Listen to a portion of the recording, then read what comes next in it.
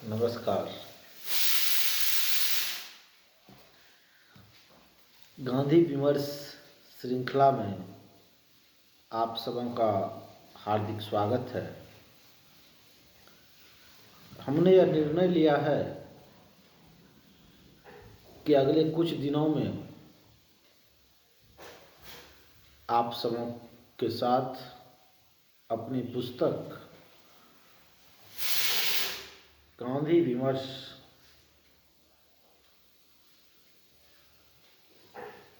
को साझा करूं।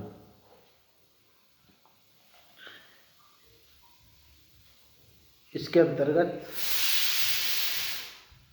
हम इस पुस्तक के अलग अलग पाठों को आप लोगों के बीच रखने का प्रयास करेंगे और चाहेंगे कि आप उस पर अपने सुझाव, अपनी प्रतिक्रिया एवं अपने विचारों से हमें अवगत कराएं, ताकि हम आगे उसमें संशोधन, परिमार्जन एवं विस्तारन कर सकें। आज पहली कड़ी में मैं सर्वप्रथम आप सबों को अपनी इस पुस्तक का एक संक्षिप्त परिचय देना चाहता हूँ। यह पुस्तक गांधी विमर्श दर्शना पब्लिकेशन भागलपुर से जनवरी 2015 में प्रकाशित हुई है।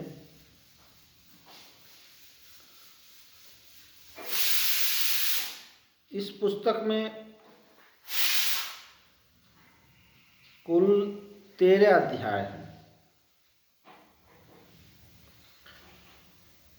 जो क्रमशः हैं राष्ट्र, सभ्यता, धर्म, राजनीति, स्वराज, शिक्षा, स्त्री, दलित, स्वास्थ्य, प्रौद्योगिकी, पर्यावरण, विकास एवं कुमंडलीकरण। इस तरह समसामयिक विमर्श के 13 मुद्दों को हमने इस पुस्तक में गांधी की दृष्टि से जानने समझने का एक विनम्र प्रयास किया है और यह प्रयास कोई एक साथ नहीं हुआ है, एक बार की नहीं हुआ है, बल्कि अलग अलग समय में हमने गांधी को केंद्र में रखकर इन अलग अलग विषयों पर अपनी रचनाएं विभिन्न पत्र पत्रिकाओं में प्रकाशित कराई थी। उसे ही हमने इस पुस्तक में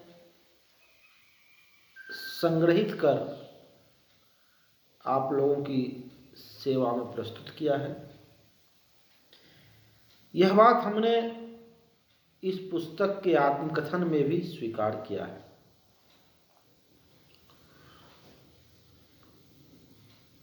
और इस पुस्तक के संबंध में एक खास बात यह है कि पुस्तक का आशीर्वचन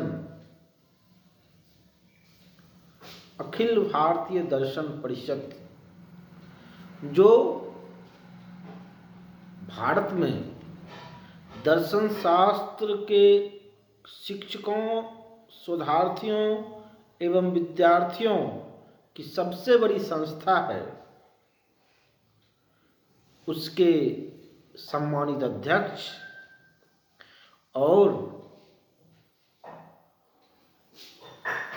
ऑक्सफोर्ड ऑफ ईस्ट कहलाने वाले इलाहाबाद केंद्रीय विश्वविद्यालय में दर्शन शास्त्र विभाग के तत्कालीन अध्यक्ष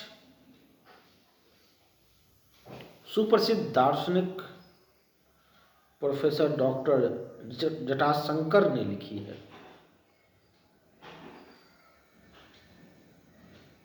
मैं यहाँ आपको बताना चाहता हूँ कि डॉक्टर जटाशंकर भारतीय दर्शन परिषद के संस्थापकों में से एक प्रोफेसर डॉक्टर संगमलाल पांडे के प्रिय शिष्य रहे हैं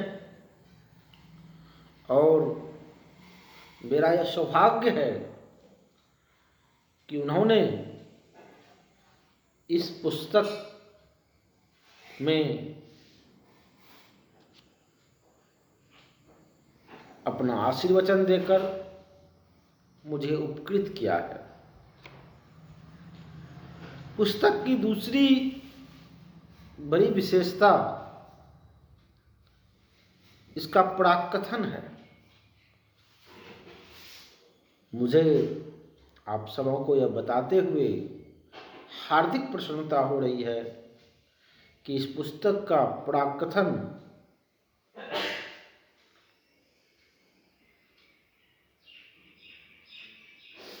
वर्तमान भारत के सबसे सम्मानित दार्शनिकों में से एक प्रोफेसर डॉक्टर अंबिका दत्त शर्मा ने लिखी है, जो अखिल भारतीय दर्शन परिषद के तत्कालीन महामंत्री थे और हरि सिंह गौर केंद्रीय विश्वविद्यालय सागर में दर्शन शास्त्र विभाग के पूर्व अध्यक्ष रहे हैं।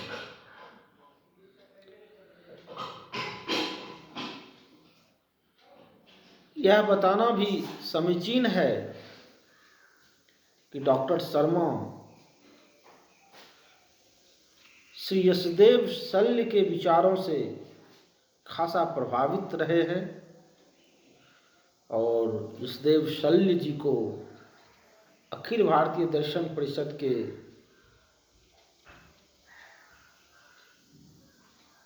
संस्थापक होने का श्रेय जाता है और वे हम सबों के लिए प्रेरणा के स्रोत हैं। इस तरह आप देखते हैं कि यह पुस्तक अखिल भारतीय दर्शन परिषद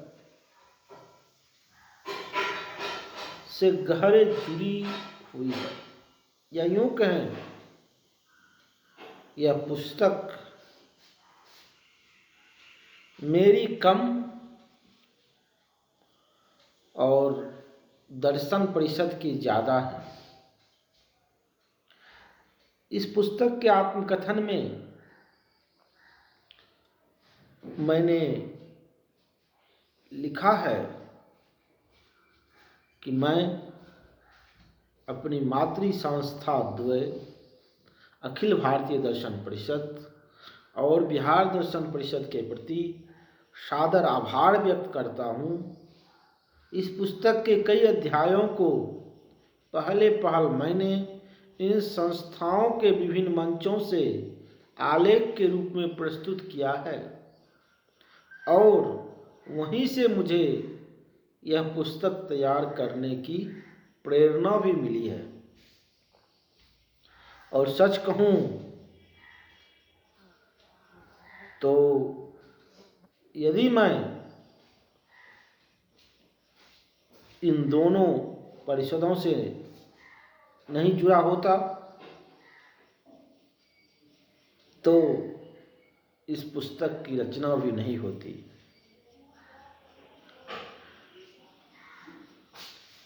आज पहली कड़ी में मैं आप सबों के सामने इस पुस्तक के आत्मकथन का पाठ करना चाहता हूं, जो कि इस पुस्तक के पृष्ठ संख्या 9 पर अंकित है। आधुनिक सभ्यता के रथ पर आरूढ़ मानव तथाकथित विकास की बुलंदियों पर है। आज आकाश को मुंह चिढ़ाते गगनचुंबी मकान, हवा से तेज दौड़ते वायुयान, धरती की दूरियों को खत्म कर देने वाले संचार सामान आदि उसकी पहचान है। उसने महामारियों से लड़ने वाले अचूक टीके बनाए हैं, शल्य चिकित्सा के अत्याधुनिक उपकरण विकसित कर लिए हैं और बना लिया है यौन क्षमता से लेकर बौद्धिकता तक को बढ़ाने वाली दवाइयाँ। उसके पास हैं कृत्रिम गर्भाधान, प्रखनली शिशु, अंग प्रत्यारोपण एवं मानव क्लोनिंग की तकनीक, और झाड़ू लगाने एवं खाना बनाने से लेकर प्रेम एवं सेक्स करने तक में दक्ष मशीनें, रोबोट।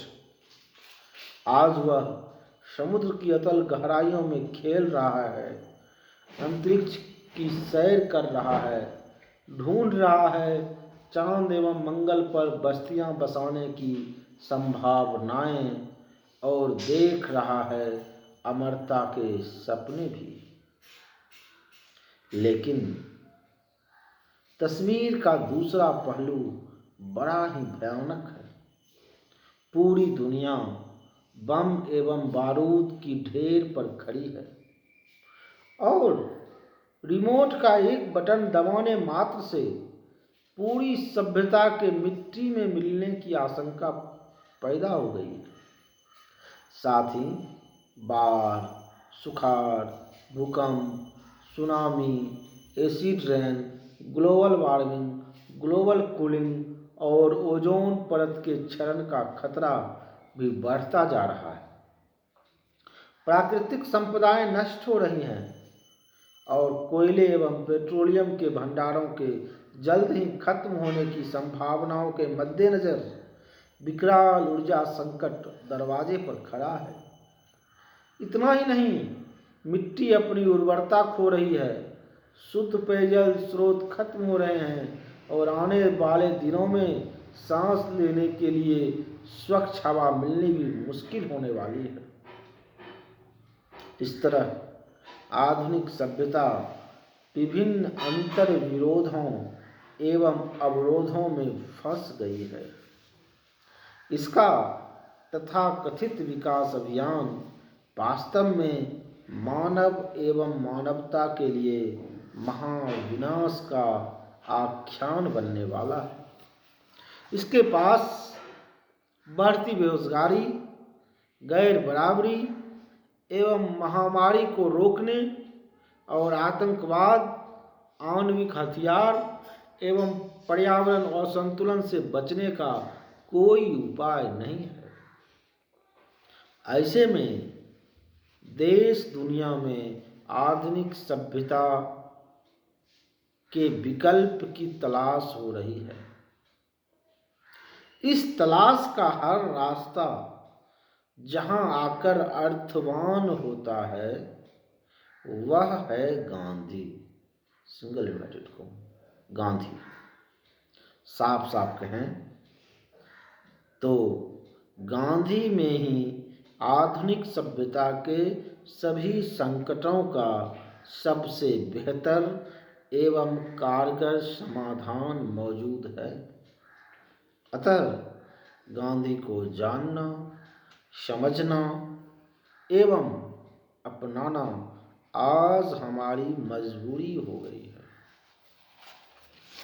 जाहिर है कि गांधी विमर्श की आवश्यकता एवं उपयोगिता स्वयं सिद्ध है।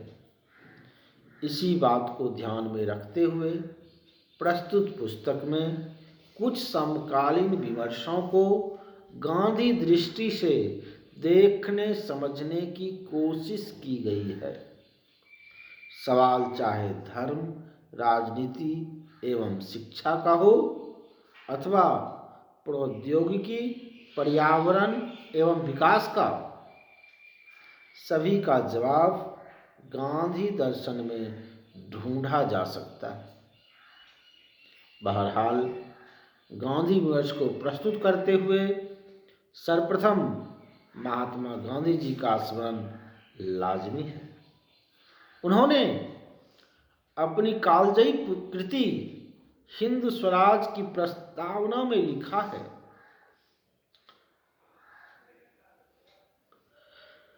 जो विचार यहाँ रखे गए हैं वे मेरे हैं और मेरे नहीं भी हैं।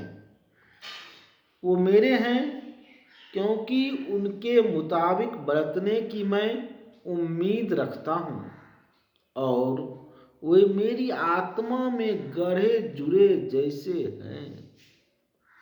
वे मेरे नहीं हैं क्योंकि सिर्फ मैंने ही उन्हें सोचा हो, सो बात नहीं। कुछ किताबों को पढ़ने के बाद वो बने हैं। दिल में भीतर ही भीतर मैं जो महसूस करता था, उनका इन किताबों ने समर्थन किया। गांधी जी के विचार। गांधी की यह स्वीकारोक्ति प्रस्तुत पुस्तक पर भी लागू होती है। इस पुस्तक में प्रस्तुत विचार मुख्यतः गांधी के ही हैं, इसलिए एक तरह से इसका सारा श्रेय उन्हीं को जाता है। हाँ, जो कमियां रह गई हैं उसके लिए मैं जिम्मेदार हूँ।